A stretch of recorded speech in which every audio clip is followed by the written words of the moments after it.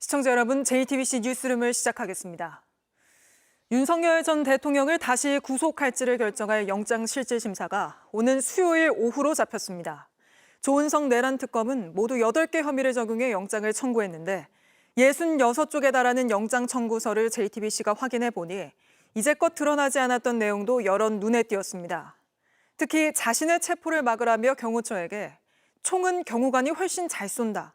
경찰은 너희가 총을 갖고 있는 걸 보여주기만 해도 두려워할 테니 보여주라고 지시했다고 특검은 적시했습니다. 게다가 계엄의 적법성을 뒤늦게 끼워 맞추기 위해 만든 사후 계엄 선포문이 만들어졌다가 폐기되는 과정에도 윤 전 대통령이 직접 승인했다는 혐의도 적용했는데 먼저 수요일로 확정된 영장실질심사 소식부터 조혜연 기자가 보도합니다. 조은석 내란 특검은 어제 저녁 5시 20분쯤 윤석열 전 대통령에 대한 구속영장을 청구했습니다. 지난달 18일 김용현 전 장관을 추가 기소하며 수사를 개시한 뒤 19일 만이고 윤 전 대통령이 2차 소환을 마치고 귀가한 지 17시간 만이었습니다. 특검은 처음부터 내란 핵심 지휘부의 신병 확보에 집중했습니다. 지난달 24일 윤 전 대통령 체포영장을 청구한 특검은 영장이 기각되자 28일 1차 소환을 통보합니다. 이어서 지난 5일을 두 번째 소환일로 정했고 그 사이 빠른 속도로 특수공무집행 방해, 허위공문서 작성 등 혐의를 완성해줄 수 있는 한덕수 전 총리, 김성훈 전 경호처 차장 등을 소환했습니다. 모든 게 속전속결이었습니다. 66페이지 분량의 구속영장 청구서에는 크게 5가지 범죄 사실, 8개의 혐의가 적시됐습니다. 먼저 계엄 당일 국무회의 관련 직권남용 범행입니다. 특검은 윤 전 대통령이 9명의 국무위원들의 심의권을 방해하는 범행을 저질렀다고 판단했습니다. 또 한덕수 전 총리, 강희구 전 부속실장과 함께 사후 계엄 선포문을 만들고 서명했다가 폐기한 혐의도 포함됐습니다. 지난 1월 2차례의 체포 시도 당시 경호처의 지시에 인간 스크럼을 짜게 하는 등 영장 집행을 막아선 범행에는 특수공무집행방해, 범인도피 교사, 그리고 직권남용 혐의가 적용됐습니다. 이 밖에도 비화폰 삭제를 지시하고 외신 기자단을 상대로 계엄을 정당화하기 위한 허위의 공보활동을 지시했다는 직권남용 혐의도 영장에 담겼습니다. 특검은 윤 전 대통령이 자칭 법치주의자임에도 누구보다 법을 경시하고 있어 판결에 승복할지 여부도 불분명하다며 구속 필요성을 강조했습니다. 영장 심사는 오는 9일 오후 2시 15분에 열립니다. JTBC 조혜연입니다. 내란 특검은 윤 전 대통령 재구속이 특검 수사의 성패를 가른다고 보고 영장심사 준비에 박차를 가하고 있습니다. 바로 특검 사무실로 가보죠. 자, 여도현 기자, 특검으로선 사활을 걸 수밖에 없을 텐데 모레 구속심사에 누가 들어갈지는 정해졌습니까? 수사를 총지휘하는 특검보가 직접 들어갑니다. 다만 어떤 특검보가 들어가는지는 아직 정해지지 않았습니다. 내란 특검 같은 경우엔 어떤 특검보가 딱 어떤 사건을 담당하는 게 아니라 이 전체 내란 사건을 다 같이 대응하면서 혐의별로 팀을 짜서 살펴보고 있습니다. 회의를 거쳐서 허위 공문서 작성 그리고 특수공무 집행 방해 등의 최적화된 특검보를 필두로 부장검사, 수사관 등으로 이뤄진 최상의 팀을 짜고 있습니다. 네, 지금 밤을 새워가며 영장심사를 준비하고 있다고요?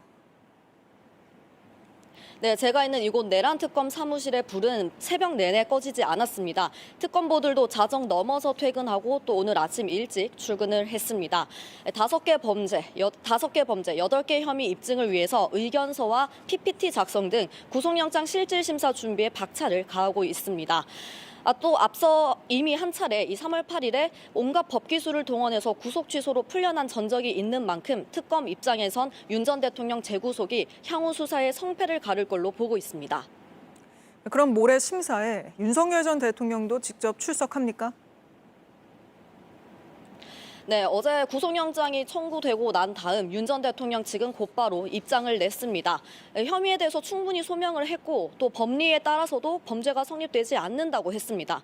그러니까 특검이 조사할 때 객관적인 증거를 제시하지도 않았고 이 법리에 관련자들의 증언에 따르더라도 이건 범죄가 안 된다 이런 뜻입니다. 특히 특수공무 집행 방해에 관해서는 당시의 체포영장 자체가 불법이기 때문에 집행 역시 불법이다 이렇게 항변하고 있습니다. 윤 전 대통령은 직접 법원에 출석해서 불구속 필요성을 스스로 주장할 예정입니다. 그런데 이번에 영장이 발부되면 4개월 만에 다시 구속되는 거 아닙니까? 그렇습니다. 이 구속영장 실질심사가 9일에 진행되고 나면 10일 새벽쯤엔 그 결론이 나올 걸로 보입니다. 그때까지 윤 전 대통령은 서울구치소에서 대기해야 합니다. 만약에 구속영장이 발부된다면 지난 3월 8일 구속 취소로 풀려난 다음 4개월 만에 다시 구치소에 갇히게 되는 셈입니다. 당장에 10일에 있을 형사재판부터 구속 상태로 출석을 합니다. 만약에 기각이 된다면 특검은 혐의를 더 보강한 다음 구속영장을 추가로 청구할 예정입니다. 지금까지 내란특검 사무실에서 JTBC 여도현입니다. 윤석열 전 대통령의 2차 체포영장 집행을 앞두고 소총으로 중무장한 경호병력이 포착돼 큰 비판을 산 바 있죠.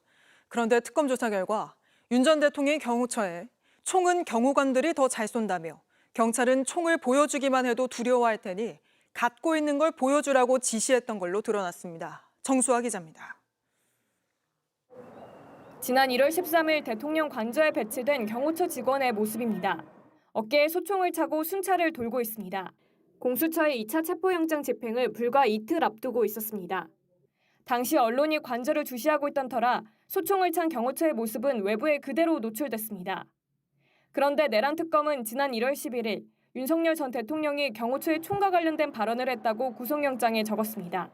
김성훈 전 차장과 이광우 전 경호본부장, 경호3부장 등과 점심 식사를 하는 자리에서였습니다. 여기에서 특공대와 기동대가 들어온다고 하는데 걔들은 총쏠 실력도 없다며 총은 경호관들이 훨씬 잘 쏜다고 언급했던 겁니다. 특히 경찰은 너희들이 총을 가지고 있는 걸 보여주기만 해도 두려워할 것이라며 총을 가지고 있다는 것을 보여주라는 취지로 말했다고 구속영장에 적었습니다. 내란특검은 윤 전 대통령의 지시 뒤에 이광우 전 본부장은 경호처 직원들에게 화기를 소지한 채 외부에서 잘 보이도록 순찰하라는 지시를 내렸다 밝혔습니다. 또 무기고에 있던 기관단총 2정과 실탄 80여 발이 가족 경호부에서 관리하는 가족 데스크에 배치됐다고 밝혔습니다. 내란특검은 경호처 간부들을 조사하는 과정에서 윤 전 대통령의 발언을 확인했고 김 전 차장은 부장들의 기억이 선명할 것이란 취지로 진술한 걸로 파악됐습니다. 이에 따라 윤 전 대통령이 체포영장 등 재판의 집행을 저지하기 위해 위력 경호를 실시하게 하는 등 의무에 없는 일을 시켰다 결론냈습니다. JTBC 정수아입니다. 특검은 영장 청구서에 사후 계엄 선포문이 어떻게 작성됐고 폐기됐는지도 자세히 밝히며 한덕수 전 총리를 공범으로 적시했습니다. 한 전 총리가 국무회의 때 받아 보관하고 있던 최초의 계엄 선포문을 대통령실에 전해줬고 대통령실에서 서명란이 적힌 표지를 추가로 덧붙여 문서를 조작했다는 겁니다. 이렇게 만든 문건이 갑자기 폐기된 건 김용현 전 장관이 긴급 체포된 뒤 한 전 총리가 없었던 일로 하자고 했기 때문으로 조사됐는데 계속해서 박현주 기자가 보도합니다. 사후 계엄 문건 의혹은 내란특검이 새롭게 밝혀냈습니다. 계엄 선포가 적법 절차에 따라 이루어진 것처럼 꾸미려고 윤 전 대통령이 비상계엄 직후 문서를 허위로 작성했다는 의혹입니다. 특검은 윤 전 대통령 구속영장 청구서에 그 경위를 상세하게 적었습니다. 문건 작성 배경엔 계엄 이틀 뒤 강희구 전 대통령실 부속실장과 김주현 전 민정수석의 대화가 있었습니다. 김 전 수석은 당시 강 전 실장에게 대통령의 행위는 문서가 있어야 하고 국무총리 등이 부서를 해야 한다고 말했습니다. 바로 다음 날 강 전 실장은 한 전 총리에게 관련 자료가 있는지 문의하자 한 전 총리는 국무회의 때 받아 보관하고 있던 최초 계엄 선포문을 전달했습니다. 강희구 부속실장이 전화해서 비상계엄 선포 당일에 받은 문서가 있느냐 이렇게 묻기에 한 장을 강 실장한테 보냈다. 문서를 받은 강 전 실장은 대통령이 서명하고 국무총리 등이 부서할 수 있는 표지를 만들어 덧붙이는 방식으로 새로운 비상계엄 선포문을 만든 것으로 조사됐습니다. 이어 같은 날 저녁 한 전 총리와 김용현 전 장관의 부서를 받았습니다. 다음 날 윤 전 대통령은 서명란에 최종 서명을 했습니다. 강 실장이 제가 준 한 장의 비상계엄 선포문 겉표지에 서명을 요청하기에 윤곽근 변호사가 정확히 하지만 하루가 지나 김 전 장관이 긴급 체포되고 수사를 받자 상황이 달라졌습니다. 한 전 총리가 강 전 실장에게 전화해 서명한 것을 없었던 일로 하자고 말했고 윤 전 대통령이 이를 승인한 것으로 파악됐습니다. 특검은 윤 전 대통령의 구속영장에 한 전 총리를 허위 공문서를 작성한 공범으로 적시하고 수사하고 있습니다. JTBC 박현주입니다. 결국 이제 관심은 윤 전 대통령이 재구속될 가능성이 얼마나 되느냐라는 겁니다. 특검 취재 중인 박병현 기자와 하나하나 따져오겠습니다. 자, 박 기자, 특검은 어떤 입장입니까? 예, 특검은 영장 발부의 정당성을 5가지로 정리를 했습니다. 먼저 범죄 혐의가 소명이 됐는지, 그리고 사안이 중대한지, 도주나 증거 인멸의 우려가 있는지, 또 재범의 위험성이 있는지 등입니다. 네. 윤석열 전 대통령의 범죄 행위를 봤을 땐 이 기준이 모두 해당한다고 본 겁니다. 하나하나 한번 따져보죠. 먼저 특검은 범죄 혐의가 소명됐다. 그러니까 수사를 통해서 혐의가 명확히 드러났다. 이런 입장이죠. 예, 앞서 기사에서 보신 대로 특검은 5가지 범죄 사실에 8개 혐의를 적용을 했습니다. 내란 우두머리 혐의의 재판의 법정형이 사형 또는 무기징역이라 이 중형이 선고될 가능성이 높다며 이와 같은 8개 혐의도 죄질이 불량하고 중형이 선고될 가능성이 높다는 게 특검의 입장입니다. 네. 그런데 현재 윤석열 전 대통령의 입장을 볼 땐 유죄가 나오더라도 판결에 승복할지 불분명하고 이런 식이면 도주 우려도 있다고 특검은 봤습니다. 네, 그리고 다른 것도 아니고 내란죄 관련이기 때문에 사안이 중대하다. 이렇게도 보고 있죠. 맞습니다. 헌법을 지켜야 할 의무가 있는 대통령으로서 역할을 다하지 않았다는 겁니다. 부정선거 음모론, 반국가 세력 척결 등 오히려 국민을 선동하는 등 윤석열 전 대통령이 국론 분열을 조장하고 있다는 점이 특검의 판단입니다. 네, 증거인멸 우려가 있다면서 그간 알려지지 않았던 조사 내용도 이번 영장 청구서에는 담지 않았습니까? 예, 특검은 일단 윤석열 전 대통령이 1994년부터 2021년까지 검사와 검찰총장으로 근무를 했다며 형사사법 전문가로서 사건 관련자 진술의 증거 가치를 누구보다 잘 알고 있을 거라고 짚었습니다. 그렇기 때문에 사건 관련자와 접촉해 진술을 회유하는 등 여러 가지 증거 조작을 할 수 있다는 게 특검의 시각입니다. 네. 특히 이 과정에서 특검은 강희구 전 부속실장 조사 때 윤 전 대통령 변호인이 참석한 점을 꼬집었습니다. 강 전 실장이 기존 진술을 뒤집고 윤 전 대통령 진술에 맞춰 새로운 진술을 했다는 겁니다. 김성훈 전 경호처 차장도 윤 전 대통령 변호인단이 조사에 참여하지 않자 그제서야 범행 부분을 진술을 시작했다고 했습니다. 하지만 김 전 차장은 JTBC에 진술 번복을 한 적이 없다며 특검이 밝힌 내용과 다른 입장을 저희 취재진에게 보내오기도 했습니다. 네. 이 부분은 이틀 뒤 열릴 영장 심사에서 다툼이 있을 수 있는 부분입니다. 마지막으로 재범 우려, 그러니까 계속해서 범죄를 저지를 가능성이 있다. 이 부분도 짚어보죠.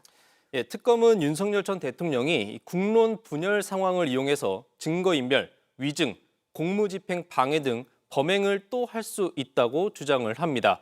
지난 1월 서부지법 난동 사태를 직접 거론하며 지지자를 동원한 집단 범행을 저지를 가능성이 높다고 특검은 보고 있습니다. 네. 실제로 윤 전 대통령과 그 변호인은 담화와 서한 등의 방식으로 수사기관과 법원의 판단을 부정하는 메시지를 내놓고 있습니다.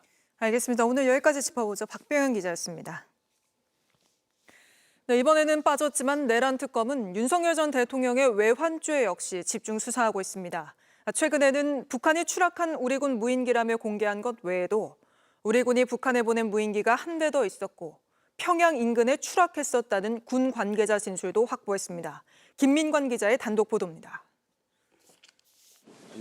외환죄 혐의를 조사하고 있는 조은석 내란특검이 우리군이 보낸 무인기 2대가 북한에 추락한 정황을 확인했습니다. 지난 10월 북한이 평양에 추락한 우리군 무인기라며 공개한 사진 외에도 또 우리군이 보낸 무인기가 한 대 더 있는 겁니다. 특검은 작전에 투입됐던 군 관계자로부터 백령도에서 날린 무인기 2대 중 한 대는 평양에 추락했고 나머지 한 대는 평양 인근에 추락했다는 진술을 확보한 것으로 확인됐습니다. 그동안 우리군은 보안을 이유로 무인기를 둘러싼 각종 의혹에 답변 자체를 피해왔습니다. 확인해 줄 수 없다는 게 우리 비밀을 유지한 상태에서 상대방의 심리적 압박을 주어서 선택을 제한하게 하고 혼란을 주는 겁니다. 그러나 군은 추가로 무인기를 보낸 것은 물론 추락 장소까지 구체적으로 파악하고 있던 것으로 알려졌습니다. 특검은 또 당시 작전에 참여했던 군 관계자로부터 대통령 국가안보실의 지시를 받았다는 진술도 확보한 것으로 전해졌습니다. 모든 군작전은 상급 기관인 합동참모본부의 지시를 받게 되어 있는데 무인기 침투 작전은 대통령실로부터 직접 지시를 받았다는 겁니다. 특검은 앞서 북한이 무인기 추락 사실을 공개한 날 작전을 수행한 드론 사령부에 김용현 당시 국방부 장관이 격려금을 보냈다는 증언을 확보한 바 있습니다. 특검은 무인기 2대가 구체적으로 누구의 지시를 받고 어떤 임무를 부여받았는지 또 추가로 투입된 무인기가 더 있는지 조사할 계획입니다. JTBC 김민관입니다. 네, 계속해서 김건희 특검 수사 소식 전해드리겠습니다. 통일교가 샤넬백 선물 등으로 김 여사에게 로비를 하려 했다는 의혹과 관련해 특검팀이 통일교 한학자 총재를 피의자로 입건한 사실이 확인됐습니다. 통일교 주요 간부들도 수사 대상에 올랐습니다. 먼저 이자연 기자입니다. 건진 법사에게 김건희 여사 선물이라며 6천만 원대 그라프 다이아 목걸이와 샤넬백 2개 등을 건넨 통일교 전 세계본부장 윤모 씨. 제가 3월 22일 날 대통령을 뵀습니다. 1시간 녹대를 했습니다. 많은 얘기가 있었습니다. 김건희 특검은 윤 씨와 당시 재정국장이었던 윤 씨 부인을 출국 금지하고 서울 남부지검으로부터 사건을 넘겨받았습니다. JTBC 취재 결과 특검은 한학자 통일교 총재도 피의자 입건한 것으로 확인됐습니다. 통일교 자금 흐름과 정치권 로비 의혹을 수사하는 과정에서 한 총재가 미국 라스베이거스 등에서 교단 돈으로 도박을 한 정황을 포착한 겁니다. 특검은 한 총재에게 업무상 횡령 혐의를 적용하고 출국 금지 조치했습니다. 통일교 간부들도 줄줄이 수사 대상에 올랐습니다. 윤 씨 후임으로 현재 세계본부장을 맡고 있는 이모 씨도 출국이 금지됐습니다. 한 총재의 비서실장 정모 씨 역시 수사 대상입니다. 다만 정 씨는 지난달 미국에 있는 남편이 위독하다며 출국 허가를 받아 미국으로 간 뒤 돌아오지 않고 있습니다. 통일교 측은 그간 정치권 로비는 윤 씨의 개인 일탈이라고 주장해왔습니다. 하지만 윤 씨는 검찰 조사에서 윗선의 지시가 있었다는 취지로 진술한 것으로 알려졌습니다. 의혹의 정점은 김건희 여사입니다. 검찰은 통일교 측이 구매한 선물의 최종 도착지가 김 여사인 것으로 보고 있지만 김 여사 측은 의혹을 부인하고 있습니다. 특검은 통일교 지도부에 대한 조사를 통해 수사의 돌파구를 마련하겠다는 계획입니다. JTBC 이자연입니다. 김건희 특검팀은 양평 고속도로 특혜 의혹도 본격 수사에 나섰습니다. 원희룡 전 국토부 장관과 김선교 국민의힘 의원에 대해 출국 금지 조치를 내렸는데 특검팀은 이들이 도로 종점을 변경하고 사업을 지켜내는데 역할을 했다고 보고 있습니다. 이 소식은 유한울 기자입니다. 국회 국토위는 2022년 8월 소관부처인 국토교통부로부터 업무 보고를 받습니다. 경기 여주 양평을 지역구로 둔 김성교 국민의힘 의원은 당시 이런 현안 질문을 합니다. 우리 양평군 관내 나들목이 하나도 지금 진행되고 있는 타당성 조사에서 나들목이 한 군데도 없어요. 이 부분에 대해서. 그래서 이것 좀 꼭 좀 검토 좀 해주셔가지고 타당성 조사 중이니까 검토하겠습니다. 그리고 2023년 5월 서울 양평고속도로 노선 종점은 기존 양평군 양서면에서 김건희 여사 일가가 땅을 보유한 강상면으로 바뀝니다. 이를 두고 민주당 등이 특혜라며 문제를 제기하자 김 의원은 본인이 공개 요청을 해 노선이 바뀐 거란 입장을 냈습니다. 그런데도 의혹은 커졌고 원희룡 국토부 장관은 돌연 고속도로 사업 자체를 백지화합니다. 청탁을 받았다면 장관직뿐만 아니라 정치 생명을 걸겠다고까지 했습니다. 김건희 여사님 땅이 거기 선산을 옮기지 않는 한, 그것을 처분하지 않는 한 민주당의 이 날파리 선동이 끊이지 않을 것이기 때문에 저희는 그 원인을 제거하겠습니다. 하지만 55일 뒤엔 양평 군민의 뜻이라면서 사업 재개 의사를 밝혔습니다. 김건희 특검팀은 원희룡 전 장관과 김성교 의원 모두 도로 종점을 변경하고 또 이런 식으로 특혜 의혹에도 사업을 지켜내는데 일조했다고 보고 있습니다. 출국 금지 조치를 당한 김 의원은 오늘 기자회견을 열고 정작 지역구 주민들이 이용할 수 없는 도로라 국토위에서 요청한 게 전부란 주장을 되풀이했습니다. 국민의힘도 야당 탄압이라며 곧 당 차원의 대응기구도 만들겠다고 했습니다. JTBC 유한울입니다. 김건희 특검팀은 삼부 토건 주가 조작 의혹도 집중 수사 중입니다. 특히 주가를 부풀리게 된 계기로 꼽히는 게 원희룡 전 국토부 장관이 참석했던 우크라이나 재건 포럼이라는 행사입니다. 삼부 토건은 여기서 체결한 양해각서를 바탕으로 우크라이나 재건 사업의 수혜주로 떠올랐는데 저희가 이 양해각서 내용을 살펴봤더니 재건의 재자도 등장하지 않습니다. 임지수 기자가 취재했습니다. 폴란드에서 열린 우크라이나 재건 포럼은 이양구 전 우크라이나 대사를 주축으로 유라시아 경제인 협회란 작은 비영리 법인이 주최했습니다. 원희룡 당시 국토부 장관이 참석하면서 동행한 공공기관들과 대기업 외에 여러 중소업체들이 자비를 내고 참가했습니다. 특별한 참가 조건은 없었습니다. 하지만 당시 삼부토건은 포럼에 초청됐다고 표현하며 MOU 체결을 대대적으로 홍보했습니다. 당시 삼부토건이 MOU를 맺은 상대는 우크라이나 지자체 2곳과 현지 건설사 2곳. JTBC가 이 MOU 문서를 살펴봤습니다. 문서 어디에도 전후 재건이란 단어 자체를 찾아볼 수 없습니다. 상호 협력과 사업 개발, 파트너십 강화라는 두리뭉실한 단어들이 나오고 기회가 되면 협력하자는 취지의 문장들로만 채워졌습니다. 사실상 아무 내용이 없는 추상적 MOU입니다. 또 빈칸에 손글씨로 사명을 작성하는 식인데 삼부토건만 다른 업체들과 다른 양식을 사용했습니다. 어디하고 MOU 체결한다 그러면은 저희가 안내해주고 빈칸이 있으면은 이제 제가 거기 써야 되거든요. 컴퓨터로. 삼부는 그런 과정이 없었죠. MOU 체결 뒤 홍보에 주력했던 삼부토건은 이후 실제 사업을 위한 노력을 한 흔적은 거의 없는 걸로 파악됩니다. 특검은 국토부 장관까지 참석한 포럼에서 어떻게 이런 MOU가 체결됐고 홍보가 이뤄졌는지 과정 전반을 들여다보고 있습니다. JTBC 임지수입니다. 김건희 여사와 삼부토건 의혹에는 김 여사의 계좌 관리인 이종호 씨가 있습니다. 이 씨가 삼부 체크하라는 메시지를 보내고 이틀 뒤에 김 여사가 우크라이나 영부인과 만났고 수혜주였던 삼부토건 주가가 급등했기 때문입니다. 이 씨는 삼부토건과 관계가 없다고 주장하고 있는데 JTBC는 이 씨가 삼부토건 관련사 업무에 깊숙이 개입한 정황이 담긴 녹취를 확보했습니다. 김지아 기자입니다. 삼부토건 주가 조작 의혹의 시작점은 블랙펄 인베스트 대표 이종호 씨의 메시지였습니다. 멋쟁해병 카톡방에서 삼부 체크하라는 발언 이후 삼부토건의 주가는 급등했습니다. 이런 이 씨는 JTBC에 삼부토건과의 관계를 부인해왔습니다. 조원인 씨 내지는 이제 삼부에 관련된 조성욱 내지는 조남욱 회장 그쪽과 혹시 뭐 아시거나 과거에 본 적은 있으세요? 네, 없습니다. 알지도 못하고 보지도 않고 전혀 모르고. 하지만 이 해명, JTBC가 확보한 녹취와는 배치됩니다.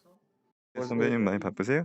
나는 정신없다. 아유, 뭐 또 추진하십니까? 뭐 인수하는 거 있으면 회사. 회사요? 나야 뭐 다 상장사죠. 이 씨가 인수한다는 이 회사, 과연 어디이고 누가 인수했을까? 선배님은 어떻게 지내십니까? 요즘에 회사 인수하는 것 때문에 계속 뭐 회계법이라고 지금 그거 하고 있고 아마 다음 주쯤에 계약 들어갈 것 같아. 이 씨가 언급한 이 기업은 지난해 6월 H기업이 인수했습니다. 이 H는 조성옥 전 삼부토건 회장 재임 시절에 삼부토건 최대 지분을 가진 기업이었습니다.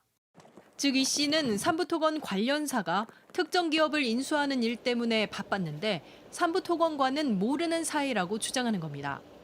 특검은 주변 조사를 마치면 삼부토건과 김건희 여사를 잇는 연결고리인 이종호 씨를 불러들인다는 계획입니다. JTBC 김지아입니다. 김건희 여사 후원업체였던 21g의 대통령 관저공사 특혜 의혹도 특검 수사 대상 중에 하나입니다. 특히 감사원이 이 의혹을 부실하게 감사했다는 논란도 불거졌는데 이와 관련해 유병호 당시 사무총장이 21g에 대해 출석 조사 대신 서면 조사를 지시했던 사실이 새롭게 드러났습니다. 부실 감사 의혹 역시 특검 수사가 불가피하다는 지적이 나옵니다. 한민정 기자입니다. 지난해 9월 감사원은 윤석열 정부의 대통령실 및 관저 이전과 비용 사용 불법 의혹에 대한 감사 결과를 공개했습니다. 증축 공사 자격이 없는 업체 21g이 공사를 맡은 게 김건희 여사와의 친분덕은 아니었는지 등을 밝혀달라며 참여연대가 국민감사를 청구한 지 701일 만이었습니다.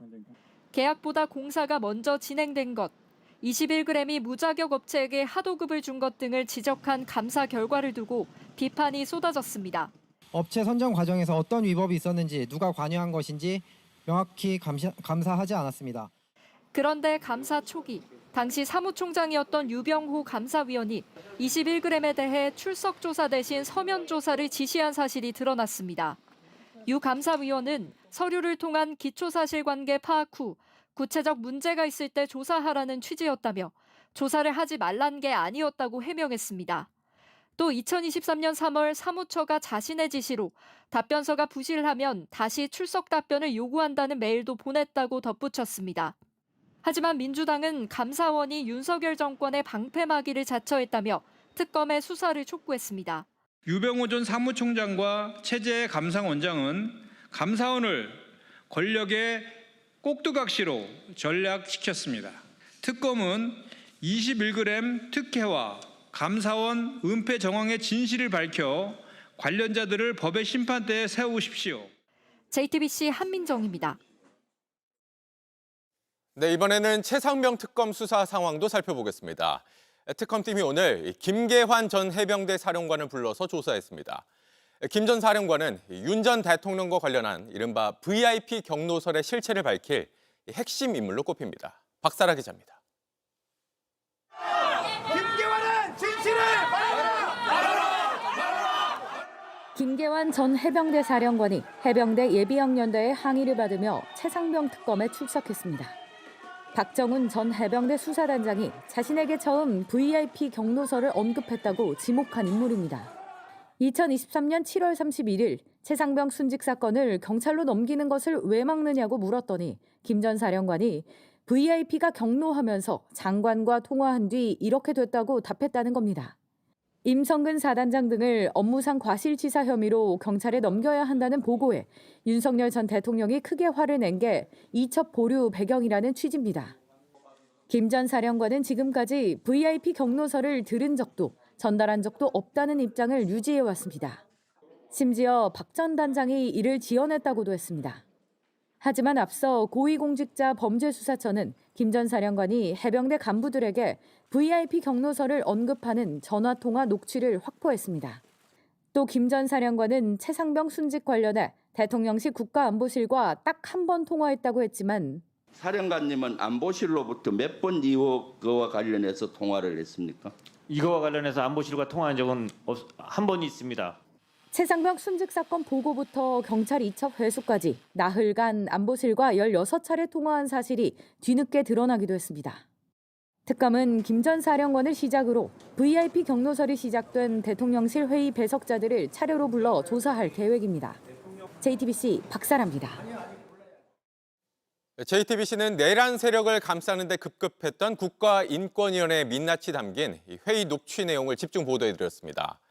결국 안창호 위원장을 비롯해 논란이 된 인권위원들이 특검에 고발당했습니다. 장현재 기자입니다. JTBC가 입수한 국가인권위원회 회의 녹음 파일엔 인권위의 민낯이 고스란히 담겼습니다. 윤석열 전 대통령 등 내란죄 피의자들을 옹호하기 급급했고 내란죄의 수기 여부에 대해서 법리적으로 다툼이 있다는 거죠. 어쨌든 이런 법리적인 문제가 있으니까 일단은 불구속하는 게 맞다. 최상병 사건과 같은 군 인권 피해자들에 대해선 눈을 감았습니다. 1분 후에 표결 절차를 마치도록 하겠습니다. 1분도 충분히 경과를 한 것 같고 그 기권으로 정리를 하겠습니다. 기각 결정을 하도록 하겠습니다. 결국 특검의 수사 대상이 됐습니다. 36개 시민단체가 모인 국가인권위원회 바로잡기 공동행동은 12.3 내란 사태를 옹호했던 인권위원들을 내란과 직권남용 혐의로 내란 특검에 고발했습니다. 안창호, 김용원, 그리고 강정의, 이한별, 한석훈에 대해서 내란 공범으로서 내란 특검의 수사 대상이므로 하지만 반성의 기미는 찾아볼 수 없습니다. 저 옳은 선택했다 생각합니다. 인권 침해범도 인권이 있습니다. 김 상임위원은 이종섭 전 국방부 장관과 통화를 나눈 뒤 박정훈 대령의 진정을 날치기 기각한 혐의로 최상병 특검 수사 대상에도 올라 있습니다. JTBC 장현재입니다. 이재명 대통령이 김민석 국무총리와의 첫 오찬 회동에서 의정 갈등 해결을 당부했습니다. 의정 갈등은 이 대통령이 가장 자신 없는 분야라고 말한 적이 있는데 김 총리에게 힘을 실어주고 있다는 해석이 나옵니다. 최규진 기자입니다. 이재명 대통령이 김민석 국무총리와 첫 오찬 회동을 갖고 국정 집행을 책임지고 잘 챙겨달라고 당부했습니다. 이 대통령은 민생지원금 집행, 안전 관련 사망사고 등 구체적인 안건을 언급했습니다. 안전 관련해서는 특히 사망 사고가 발생하지 않도록 혹은 사망 사고가 감소될 수 있도록 특별히 더 관심 갖고 챙겨달라 이렇게 당부하셨고, 산업재해 또 인재라고 불려질 수 있는 자연재해, 교통사고 등에서 사망 사고를 줄일 수 있도록 특별히 더 신경 써달라 이렇게 당부하셨습니다. 그러면서 총리가 국정 방향 후속 점검이나 의제 발굴, 사회적 갈등 해결 등을 전담해달라고도 당부했습니다. 대통령과 국무총리가 국정 역할을 분담해 조기에 성과를 내는 한편 총리에게 힘을 실어주려는 취지로 풀이됩니다. 특히 오늘 회동에선 김 총리가 먼저 과거 국회 보건복지위원장을 맡았던 이력을 언급하며 전공의 복귀 관련 당사자들을 조만간 만날 예정이라고 말했고, 이 대통령은 적극적으로 이 문제 해결에 나서달라고 당부한 걸로 알려졌습니다. 의정 갈등은 이 대통령이 지난주 취임 첫 기자회견에서 가장 자신 없는 분야라고 어려움을 토로한 바 있습니다. 그중에 제일 자신 없는 분야가 바로 이 의료 사태였어요. 근데 신뢰를 회복하고 대화를 충분히 하고 또 적절하게 또 필요한 영역에서 타협을 해나가면 충분히 해결할 수 있겠다, 그런 생각이 듭니다. 이 대통령은 또 광복 80주년 기념 행사 경주 에이펙 정상회의 관련해서도 차질 없는 준비를 당부했습니다. 이 대통령과 김 총리는 매주 월요일 비공개 오찬 회의를 정례화하고 국정 현안을 논의하기로 했습니다. JTBC 최규진입니다. 가공식품 가격이 끝없이 오르고 있는 가운데 정부가 물가 안정의 모든 수단을 총동원하겠다고 기강 잡기에 나섰습니다. 식품업체들은 일단 반값 할인 행사에 나섰는데 기업들의 원가 구조를 들여다보는 등 완곡한 방식으로 가격 인하를 유도할 가능성도 나옵니다. 정아람 기자입니다. 건강이 좋지 않은 아버지를 위해 2주에 한 번씩 마트에서 장을 보는 유근준 씨. 2주에 한 번씩? 약간 치매가 있으셔가지고요. 거동이 불편하셔서. 매번 비슷한 품목들을 카트에 담는데 결제 금액은 작년보다 껑충 올랐습니다. 그러니까 전에는 한 8만 원이면 살 수 있었던 게 지금 한 9만 원 후반대에서 한 10만 원 이 정도. 아무래도 좀 고르는데 시간이 좀 많이 걸리죠. 가격. 작년 11월 1%대던 가공식품 물가 상승률은 내란 사태 후 상승폭이 걷잡을 수 없이 커졌습니다. 지난달엔 4.6%나 올랐는데 19개월 만에 가장 높은 상승률입니다. 가공식품 전체 품목 중 85%가 오르며 안 오른 품목을 찾기 어려울 정도입니다. 물가 안정을 최우선 민생 정책으로 언급한 정부는 모든 수단을 동원하겠다는 입장입니다. 이재명 대통령은 비상경제점검 TFA에서 라면값을 콕 집어서 이야기하기도 했습니다. 식품 유통업계는 일단 대규모 가공식품 할인 행사를 엽니다. 대형마트, 편의점 등에서 라면, 빵 등 소비자 물가의 체감도가 높고 원재료 가격 부담이 다소 완화된 제품하고 아이스크림, 주스처럼 여름에 소비가 늘어나는 제품에 대한 할인을 실시하기로 했습니다. 다만 일각에서는 기업들의 원가 구조를 들여다보는 등 보다 완곡한 방식으로 가격 인하를 유도할 가능성도 거론됩니다.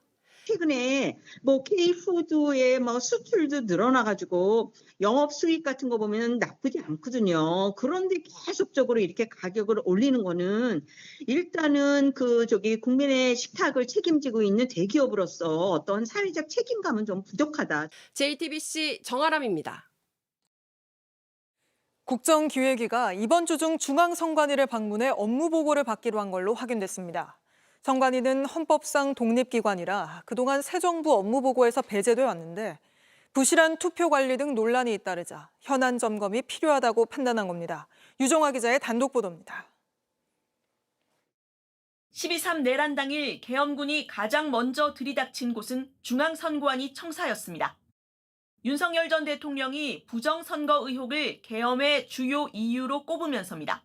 선관위는 헌법기관이고 영장에 의한 압수수색이나 강제 수사가 사실상 불가능합니다. 그래서 저는 이번에 국방장관에게 선관위 전산 시스템을 점검하도록. 선관위는 조직적 투표 조작은 불가능하다고 여러 차례 밝혔지만 지난 6월 대선 때도 사전투표를 허술하게 관리한 정황 등이 포착됐습니다. 국정기획위는 이번 주 중 선관위 사무실을 현장 방문해 선거관리 전반을 살펴보는 간담회 형식의 업무 보고를 받는 방안을 조율 중인 것으로 JTBC 취재 결과 확인됐습니다. 앞서 국정기획위는 윤석열 정부 당시 방송통신심의위의 운영을 문제 삼았는데 3년 동안 방송통신심의위원회가 제 역할을 하지 못했어요. 민원 사주 첨부 민원을 해놓고 그분에 대해서 숱한 거짓말을 국회에 와서 했습니다. 방심위 산하 선거방송심의위 역시 편향된 방송을 조장했다고 보고 선방심위를 독립기관인 선관위 하에 두는 방안도 검토 중이라고 국정기획위 관계자는 설명했습니다. 선관위는 헌법상 독립기관이기 때문에 업무보고 대상은 아닙니다. 지난 윤석열 정부 인수위 때는 간담회 형식의 현안 보고를 거부해 마찰이 있었는데 이번엔 여러 논란을 의식해 요청에 응할 것으로 보입니다. 국정기획위 측은 선관위의 애로사항 등을 충분히 들을 계획이라고 밝혔습니다. JTBC 유정화입니다. 네, 오늘 나온 여론조사에서 이재명 정부 국정 지지율이 61.1%로 나타났습니다. 출범 이후 4주 연속 상승세를 보인 겁니다. 반면 야당이 된 국민의힘 지지율은 전통적 기반인 TK 지역에서도 고전하고 있는데 취재 기자와 자세히 짚어보죠. 자, 황예린 기자. 일단 오늘 리얼미터 여론조사부터 짚어볼까요? 네, 이재명 정부 국정 지지도는 취임 첫 주 잘할 것이다라는 전망치가 58.2%였습니다. 대선 득표율은 49.42%였는데 그보다 높은 기대를 안고 출발했던 겁니다. 오늘 나온 결과에서는 이재명 대통령이 국정 수행을 잘하고 있다는 응답이 62.1%로 잘 못한다의 31.4%의 거의 2배였습니다. 네. 4주 연속 잘하고 있다는 응답 수치도 상승세를 보였습니다. 오늘 조사 결과에서 또 눈에 띄는 게 서울 지역에서 전주에 비해 7.6%포인트나 올랐다는 겁니다. 그 배경이 뭘까요? 네, 7.6%포인트 상승은 표본 오차 안에 들어가긴 합니다. 서울의 경우 61.1%가 이재명 대통령이 잘하고 있다고 답했는데요. 리얼미터는 최근 발표된 부동산 정책 및 대출 규제 이후에 서울에서 두드러진 상승세를 보이면서 전체 지지율 상승을 견인했다고 분석했습니다. 지난달 27일 주택담보대출 6억 원 상한이라는 강력한 주택 규제가 나온 뒤 아파트값의 상승폭이 둔화되는 등 정책에 대한 긍정적인 평가가 반영된 걸로 보입니다. 특히 민주당에 대한 지지도도 상승했는데요. 서울에서의 민주당의 지지율이 지난주 발표 때는 39.8%였습니다. 그런데 이번 발표에는 55.9%에 이른 겁니다. 네. 리얼미터 조사에서 오차범위를 넘는 변동이 서울 지역에서 보였는데요. 이는 민생과 관련해서 정부에서 굉장히 적극적으로 지금 정책을 추진하고 있고요. 거기에 여당인 더불어민주당이 뒷받침을 하고 있는 상황에서 나타난 현상으로. 네, 반면 국민의힘 지지율은 전통적 지지 기반인 대구 경북, 그러니까 TK에서도 낮은 수준으로 나타나고 있죠. 네, 대선 직전 대구 경북 지역에 대한 한국갤럽 조사를 보면요. 국민의힘을 지지한다는 응답이 62%로 나타났습니다. 네. 그런데 최근 조사에서는 35%로 나타났습니다. 국민의힘 지지율은 전국적으로도 20% 박스 안에 들어선 모양새를 보이고 있는데 국민의힘 지지율은 오늘 나온 리얼미터에서는 28.8%, 최근 한국갤럽에서는 22%였습니다. 특별한 이유가 있을까요? 대선 패배 이후에도 이렇다 할 변화나 혁신의 모습을 보이지 못하고 있는 게 가장 큰 원인이란 지적도 있습니다. 특히 이재명 정부가 경제 정책을 빠르게 내놓는 등 성과를 보이고 있는 모습과 대비된다는 겁니다. 자신의 지지 세력을 경제 문제에 따라 결정하는 경향이 있는데 현재 나온 정책들이 이런 부분에 부응하다 보니 이제 부동층들이 옮겨오고 국민의힘을 지지하는 분들도 옮겨오는 경향이 나타나고 있다. 국민의힘 안에선 우리는 20만 원이 필요 없다라는 취지의 주장이 나오는 것 역시 일부 지지층의 이탈이 이어지고 있다는 분석도 나옵니다. 알겠습니다. 황예린 기자와 짚어봤습니다. 네, 이렇게 텃밭까지 흔들리는데도 국민의힘은 혁신위원회조차 제대로 띄우지 못하고 있습니다. 혁신위원장을 맡은 안철수 의원이 닷새 만에 사퇴를 선언한 겁니다. 안 의원은 대선 후보 교체 시도 등의 책임이 있는 당시 지도부 2명에 대해서 출당 수준의 인적 쇄신을 요구했지만 받아들여지지 않았다고 밝혔습니다. 고민주 기자입니다. 위원은 재선의 최용두 의원, 호준석 현 당 대변인, 이재성 현 여의도 연구원 부원장, 송경택 현 서울시 의원, 김효은 전 교육부 장관 정책보좌관입니다. 당 지도부가 혁신위원 명단을 발표한 직후 혁신위원장을 맡기로 했던 안철수 의원이 기자회견을 열었습니다. 혁신의 문을 열기도 전에 거대한 벽에 부딪혔습니다. 혁신위원 날치기 인선과 함께 자신이 제안한 인적 쇄신안을 지도부가 받아들이지 않은 걸 문제 삼았습니다. 지난 대선 기간 동안에 일종의 정치적인 책임을 지는 자리에 계셨던 분들의 두 분이라고 말씀드릴게요. 인적 쇄신안을 비대위에서 받을 수 있겠는지 그 의사부터 먼저 타진을 했는데 안 의원은 출당 수준의 인적 쇄신을 요구했던 대상의 이름을 직접 언급하지는 않았습니다. 하지만 대선 후보 교체 관련이라며 권영세 전 비대위원장과 권성동 전 원내대표를 겨냥했습니다. 김문수, 한덕수 교체 파동 당시 당을 이끌던 이들입니다. 안 의원은 혁신위원장으로 메스를 드는 대신 직접 칼을 들겠다며 당대표 출마도 선언했습니다. 지도부는 안 의원 사퇴에 당혹스러워하면서도 일에 순서가 있다는 입장을 밝혔습니다. 책임질 부분, 책임 안 져도 되는 부분, 백서에서 정해지면 혁신위, 그다음에 비대위 등을 통해서 필요한 조치를 할 수 있을 거라고 제가 말씀드렸고, 이 같은 잡음에 한 혁신위원까지 사퇴 의사를 밝히면서 국민의힘은 혁신위를 이어갈지 등을 두고 고민하는 모습입니다. JTBC 구민주입니다. 여름 더위가 본격 시작된다는 절기 소서인 오늘 서울에 올해 처음 폭염 경보가 내려졌습니다. 지난해보다 18일이나 빨리 온 건데 내일은 서울의 낮 기온이 36도까지 치솟으면서 더 더워진다고 합니다. 이희령 기자입니다. 푹푹 찌는 오후, 그나마 더위를 식힐 곳은 물속입니다. 어른도 아이도 물 밖으로 나올 엄두를 내지 못합니다. 여기 걸어올 때까지만 해도 너무 덥고 막 습하고 그랬는데 오자마자 뛰어 들어가지고 노니까 너무 시원하고. 오늘 서울 전역엔 올해 처음으로 폭염 경보가 내려졌습니다. 낮 기온이 33도 안팎으로 오르면서 서울이 뜨겁게 달궈진 겁니다. 최악의 더위가 찾아온 지난해에 비해 18일이나 앞당겨졌습니다. 라온이 요즘 여름 날씨 어때요? 더워요. 얼마나 더워요? 많이요. 서울뿐 아니라 전국 곳곳의 날씨도 가마솥 더위였습니다. 대전과 광주 35도, 구미가 36도, 대구는 37도까지 올랐습니다.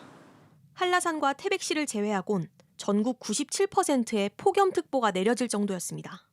문제는 서울이 이번 주 내내 더 뜨거워질 거란 겁니다.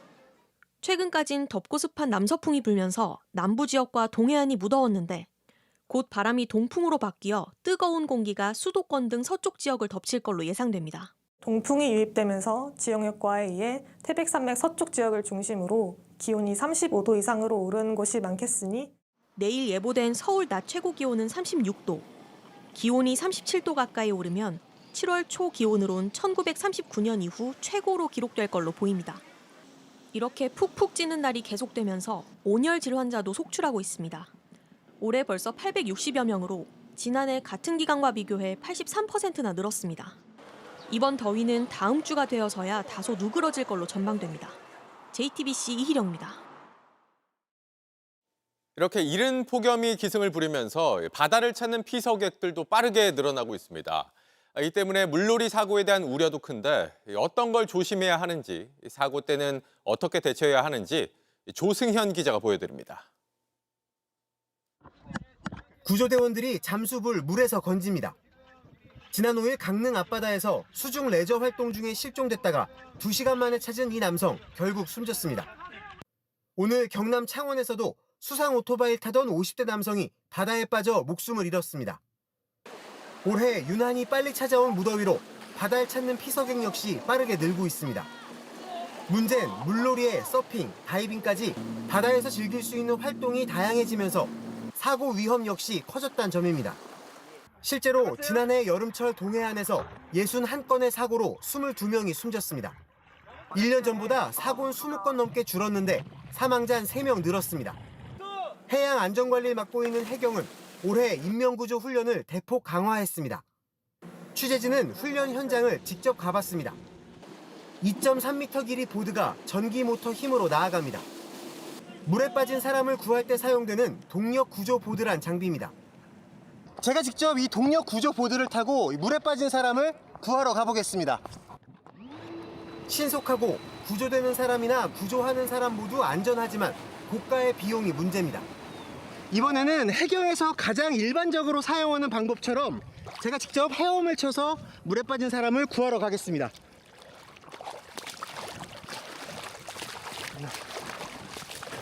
제가 지금 20m 정도 헤엄을 쳐왔는데요. 전속력으로 치다 보니까 굉장히 숨이 가쁘고 너무너무 힘듭니다. 능숙한 구조대원에게도 어렵고 위험한 일입니다.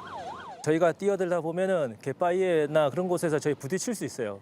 그러다 보면은 예기치 못할 사고가 발생할 수 있습니다. 결국 구명조끼를 반드시 입고 안전요원의 통제 아래 물놀이를 하는 등 미리 사고를 막는 게 중요하다고 조언합니다. 또 물에 빠진 사람을 발견하면 섣불리 뛰어들지 말고 곧장 해경이나 119로 신고해야 한다고 강조했습니다. JTBC 조승현입니다. 건물 옥상에서 10대 여성이 추락하면서 길을 걷던 모녀를 비롯해 행인들을 덮치는 사고가 났습니다.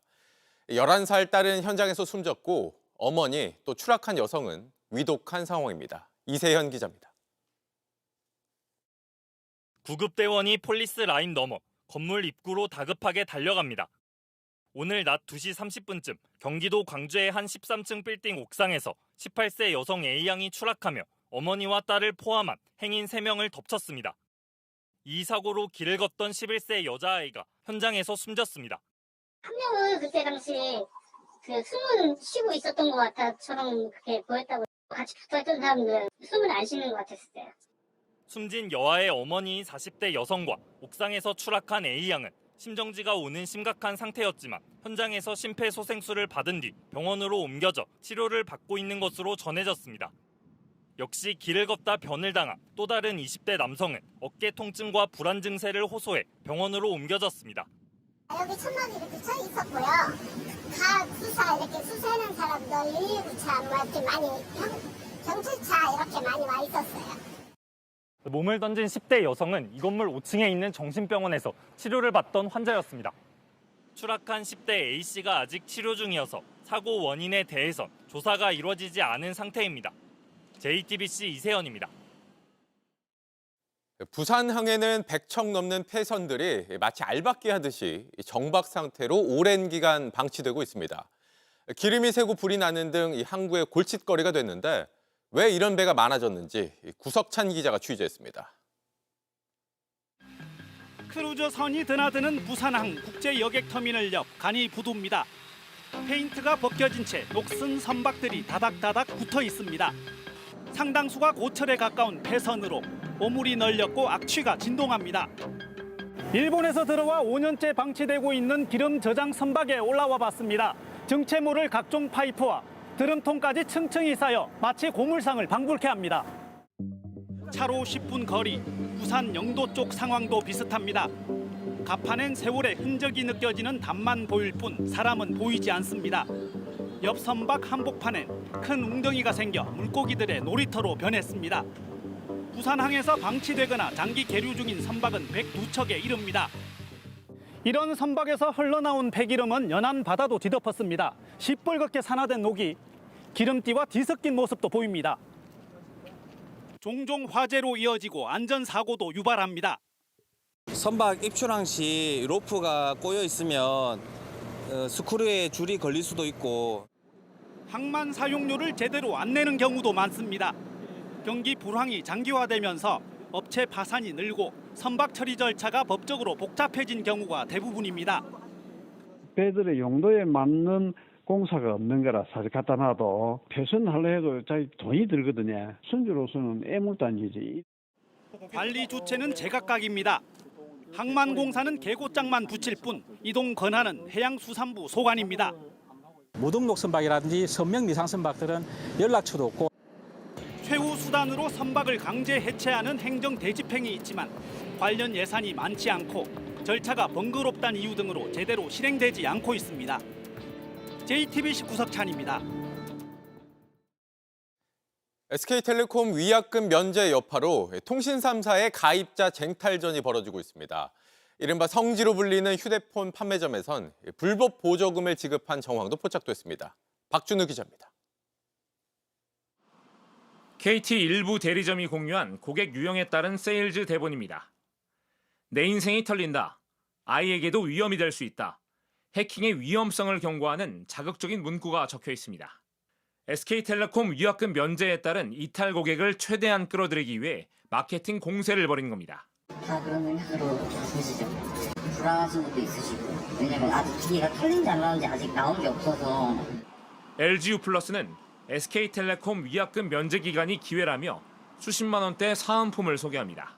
사은품 같은 걸 많이 드리고 있습니다. 갤럭시 워치 울트라를 구로 드리고 있고요. 위약금을 면제금이 환불을 시키잖아요. 여태까지 그런 적이 단 한 번도 없었는데 위약금을 나한테 쓰신 분들은 그냥 바로 공격하시면 돼요. 통신사들이 성지로 불리는 일부 휴대폰 판매점에 불법 보조금을 지급한 정황까지 나왔습니다. LG가 제일 싸요. 11만. 얘네도 지금 빠져나간 통신 중에 1위가 이거예요. 얘네가 돈을 엄청 쓰고 뺏으려고. 방어에 나선 SK텔레콤이 뿌린 것으로 추정되는 보조금 정책표입니다. 번호 이동 시 갤럭시 S25 256기가 모델에 붙은 보조금은 90만 원입니다. 공시지원금 50만 원까지 받으면 출고가 135만 3천 원 최신폰이 거의 무료가 됩니다. 시장이 과열 양상을 보이자 방통위는 오늘 통신 3사 측에 과도한 보조금 살포 경쟁 등을 자제해달라고 당부했습니다. JTBC 박준우입니다. 교육부 장관으로 지명된 이진숙 후보자를 놓고 논문 표절 의혹에 이어서 연구윤리 위반 논란까지 불거졌습니다. 제자들을 인체 실험에 동원하면서 절차를 제대로 밟지 않았다는 건데 이 후보자 측은 청문회에서 소명하겠다고 밝혔습니다. 이희정 기자입니다. 이진숙 후보자를 둘러싼 논란은 대부분 충남대 교수 때 벌어진 연구 활동입니다. 이 후보자가 지난 2018년 초 발표한 논문입니다. 조명 밝기 등이 눈에 미치는 영향을 쓴 건데 충남대 제자 18명이 인체 실험 대상자로 참여했습니다. 실험은 눈의 자극을 반복하는 형태로 이뤄졌습니다.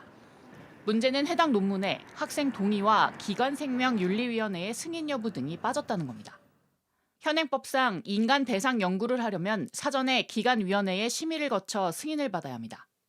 연구계획서랑 그 설명문 및 동의서, 그다음에 연구 대상자 모집 방법이랑 동의 취득 과정까지가 적절하게 잘 마련이 되어 있는지를 심의를 하거든요.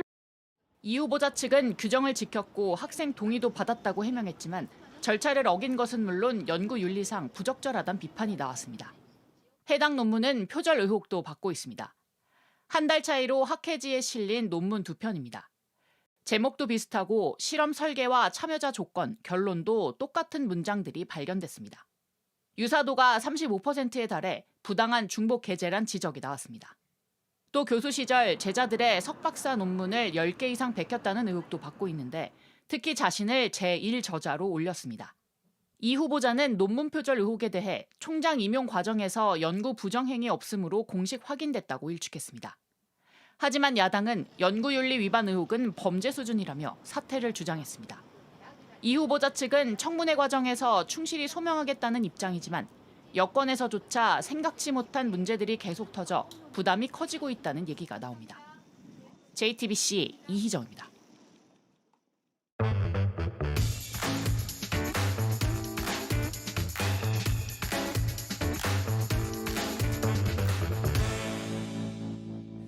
돌아온 비하인드 뉴스 시간입니다. 오늘도 최종혁 기자와 함께하겠습니다. 최 기자, 첫 번째 키워드 바로 볼까요? 네, 첫 번째 키워드는요. 25만 원은 됐고입니다. 네. 네, 보시면요. 우리 부산 시민은 25만 원 필요 없어요라는 글인데요.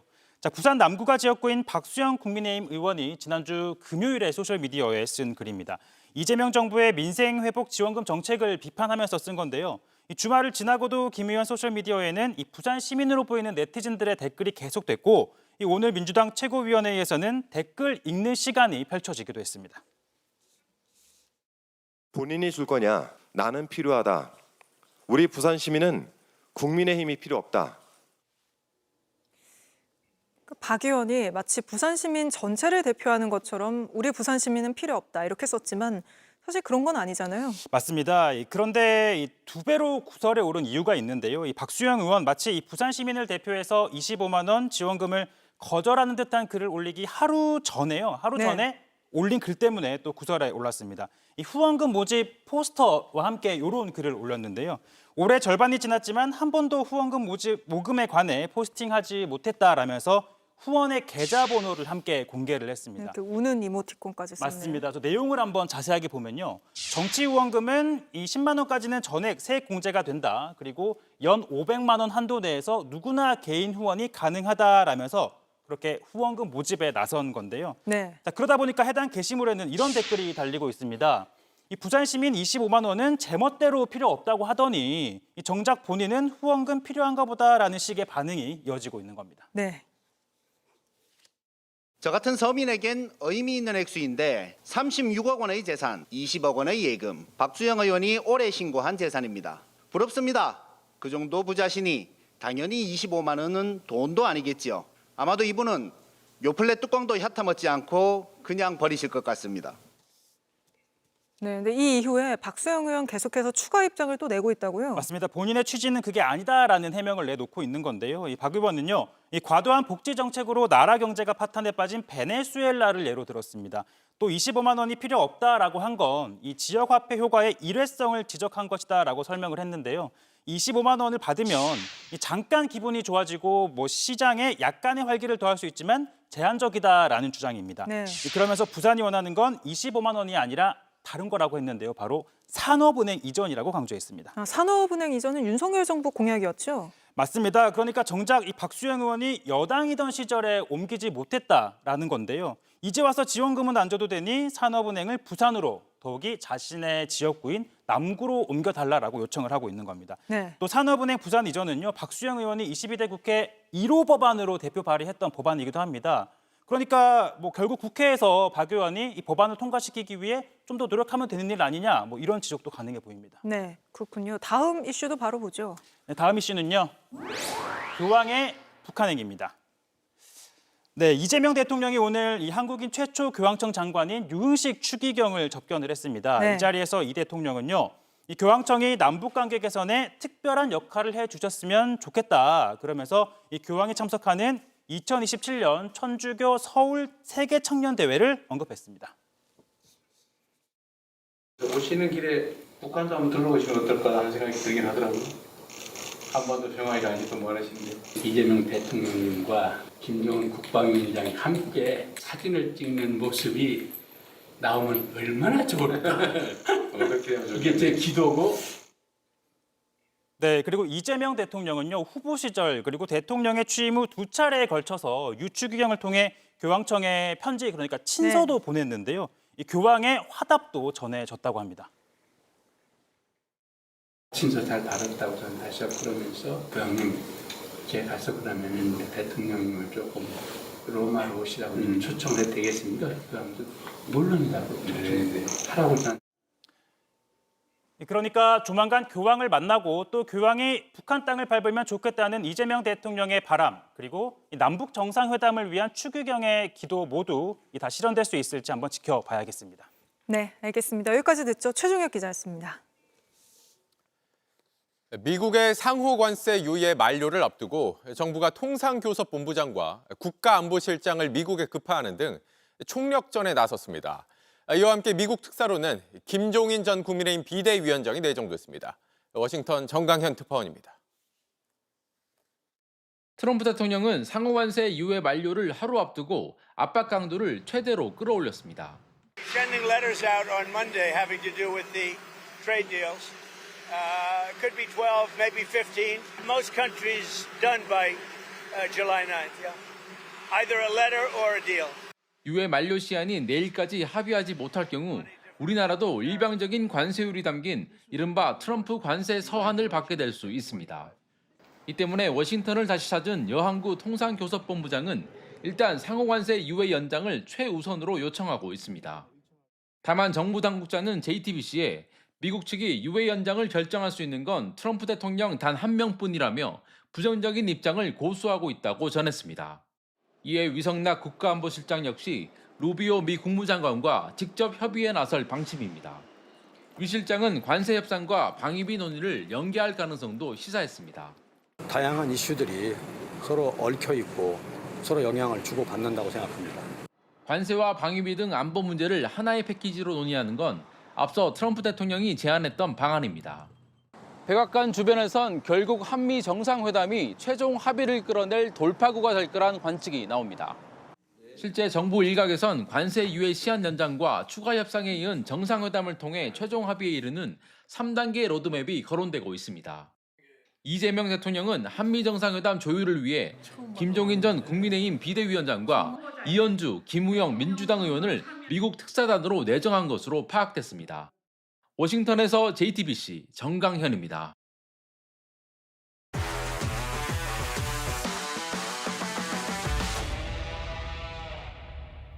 스포츠 뉴스입니다. 요즘 야구 팬들은 1992년 순위표를 다시 꺼내보고 있습니다. 한화가 전반기 1위를 한 게 그때 이후로 33년 만이기 때문인데요. 이런 대반전 속에서 최근엔 선두를 지켜내는 힘까지 붙었는데요. 홍지용 기자가 그 이유를 짚어봤습니다. 한화가 석점 앞선 7회 주자 둘을 앞에 두고서 리베라토는 오른쪽 담장을 넘기는 홈런을 쏘아 올렸습니다. 전날 경기에서는 동점으로 맞선 9회 펜스를 맞추는 큰 적시타로 한화 쪽으로 승부를 돌려놨습니다. 부상당한 플로리어를 대신해 6주 단기 계약을 맺을 때만 해도 이렇게 잘할 줄은 몰랐습니다. 리베라토는 데뷔 전부터 3안타를 몰아치더니 12경기에서 4할 2푼의 타율을 뽐내 한화의 행복한 고민을 안겼습니다. 리베라토 대신 다시 한국으로 돌아온 플로리어를 써야 할지 조만간 선택을 해야 하기 때문입니다. 마치 1년 전 와이스를 떠올리게 합니다. 6주짜리 계약으로 와서 너무 잘 던져주는 바람에 정식 계약까지 맺었는데 올해는 벌써 시즌 10승을 올렸습니다. 본세와 함께 마운드에 든든한 축이 된 지 오래입니다. 덕분에 한화의 팀 평균 자책점은 리그 1위. 마운드가 탄탄해지면서 한화는 웬만해서는 흔들리지 않는 팀이 됐습니다. 부상이라는 변수 속에서 폭염이라는 악조건 속에서 최근엔 타자들도 힘을 내고 있습니다. 팀 타율은 6위에 그치고 있지만 문현빈은 꾸준하게 3할 타율로 버팀목이 되고 있습니다. 주장 최은성은 고비마다 한 방을 때려냈고 노시환 역시 위기의 순간 홈런으로 반전을 선물했습니다. 이렇게 일군 33년 만에 전반기 1위. 꿈처럼 느껴졌던 가을 야구가 현실이 될 가능성이 점점 높아지고 있습니다. JTBC 홍중입니다.